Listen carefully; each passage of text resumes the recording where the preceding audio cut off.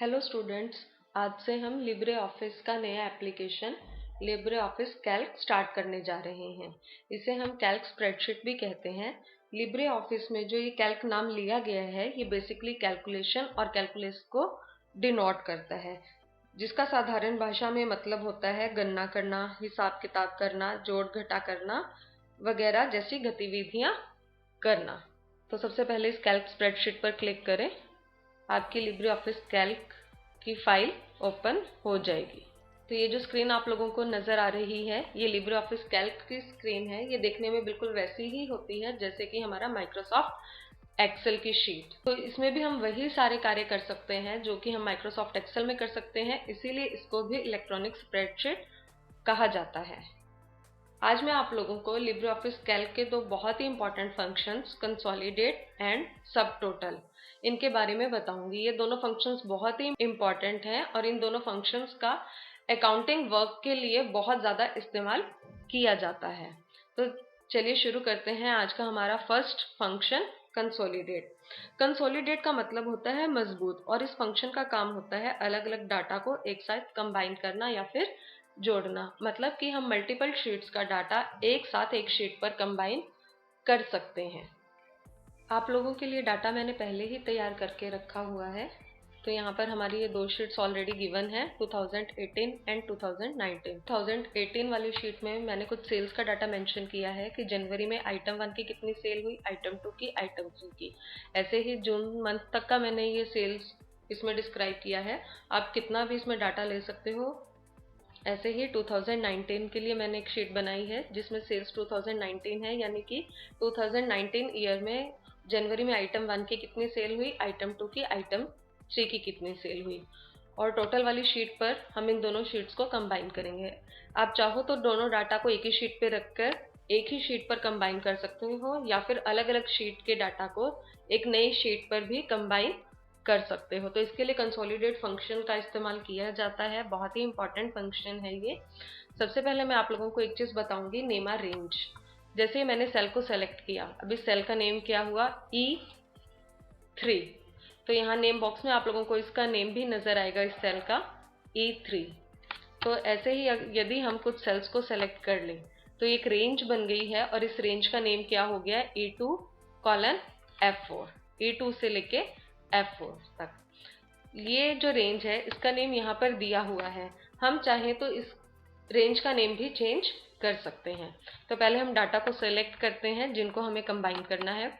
उसके बाद उसके नेम बॉक्स में जाएंगे और नेम बॉक्स में जाके इस रेंज को अपना एक खुद का नेम दे देंगे।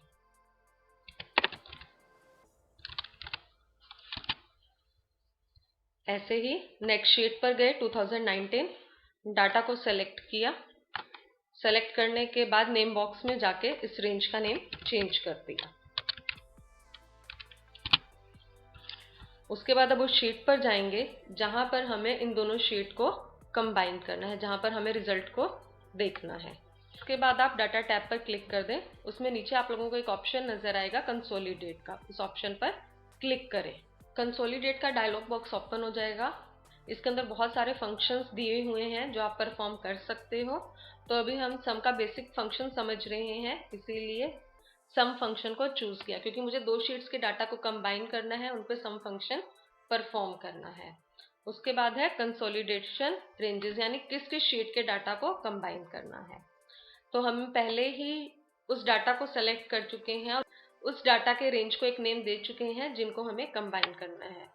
तो यहाँ पर ही आपको एक एरो दिखाई देगा, इस पर क्लिक करें और वो दोनों रेंजेस के नेम आ जाएंगे जिसको आपने अभी 2018 और 2019 वाली शीट में लिखा था।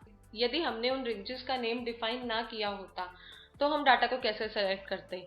यहाँ पर आप लोगों को एक ये श्रिंक का ऑप्शन नजर आ रहा होगा, इस ऑप्शन पर क्लिक कर दें। उसके बाद हम 2018 वाली शीट पर जाते और डाटा को सेलेक्ट करते। तो इस प्रकार से हम उस डाटा को चूज करते जिसको हमें कंबाइन करना है।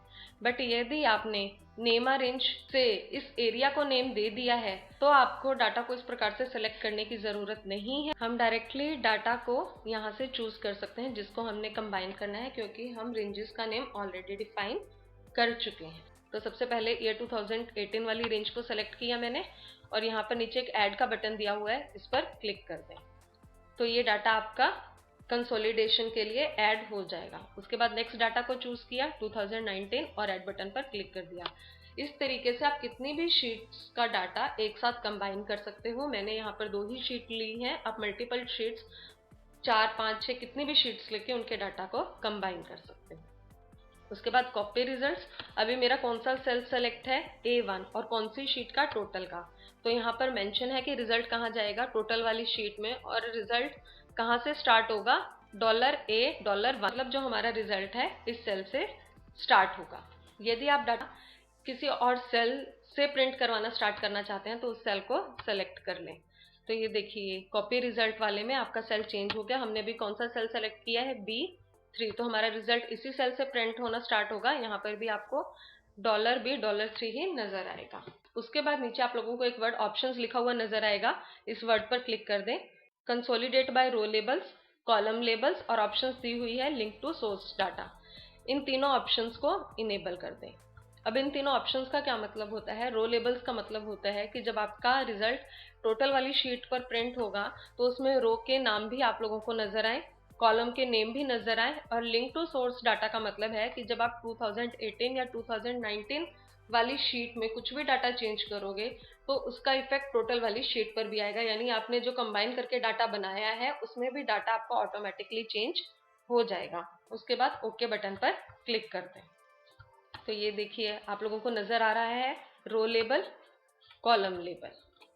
तो आपका डाटा कंबाइन होकर यहाँ पर आ चुका है। यदि आप देखना चाहते हो कि आपका डाटा कंबाइन जो आप लोगों ने किया है कौन कौन सी शीट से कंबाइन होकर आया है, तो वो भी आप चेक कर सकते हो कि आपका जो रिजल्ट आया है एक्चुअल आया है या नहीं। इसके लिए आप लोगों को लेफ्ट में प्लस का बटन नजर आएगा, इस प्लस के बटन पर क्लिक कर दें।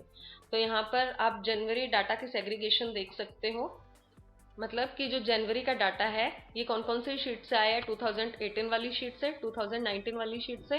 2018 वाली शीट पर जनवरी का ये डाटा है, ये 2019 वाली शीट पर डाटा है, और दोनों को ऐड करने के बाद सम फंक्शन परफॉर्म करने के बाद टोटल वाली शीट पर जो जनवरी का डाटा आया है वो ये है। तो आप यहाँ से भी मैच कर सकते हो कि आपका रिजल्ट सम होने के बाद सही आया है या फिर नहीं। इसी प्रकार आप हर मंथ का डाटा चेक कर सकते हो कि वो सही है या फिर गलत। अब देखते हैं कि लिंक टू सोर्स डाटा जो ऑप्शन हम लोगों ने इनेबल की थी उसका क्या इफेक्ट रहता है।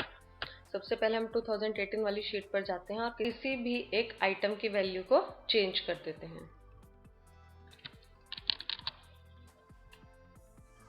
तो अब अगेन टोटल वाली शीट पर जाकर देखते हैं कि जो डाटा हम लोगों ने कंबाइन किया था वहां पर क्या इसका इफेक्ट आता है या नहीं।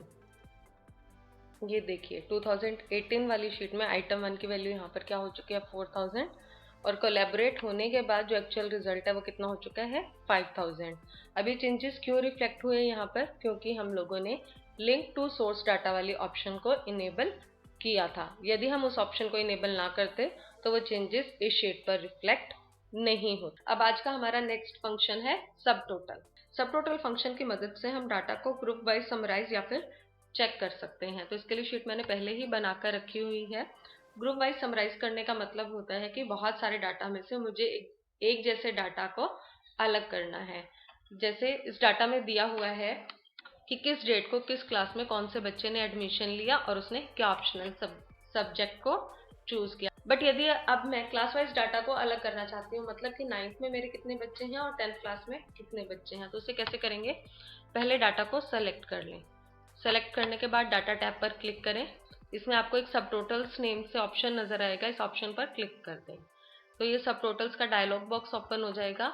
इसमें जो हमारा फर्स्ट टैब है फर्स्ट ग्रुप, मतलब जो हमें डाटा की ग्रुपिंग करनी है उसके लिए कंडीशन लगानी है हमें यहाँ। जैसे कि अब मैं क्लास वाइज डाटा को अलग करना चाहती हूँ तो मैं कंडीशन कहाँ लगाना चाहती हूँ, क्लास पर, और ग्रुप बाय क्लास है, और क्या कैलकुलेट करना है मुझे कि बच्चे कितने हैं, कि 9th क्लास में बच्चे कितने हैं और 10th क्लास में बच्चे कितने हैं। तो मैंने चूज किया नेम ऑफ स्टूडेंट। उसके बाद फंक्शन कौन सा है, काउंट, क्योंकि मुझे काउंट करना है कि 9th क्लास में कितने बच्चे हैं, 10th क्लास में कितने बच्चे हैं, तो मैंने फंक्शन यूज किया काउंट। उसके बाद हम ओके बटन पर क्लिक कर देंगे।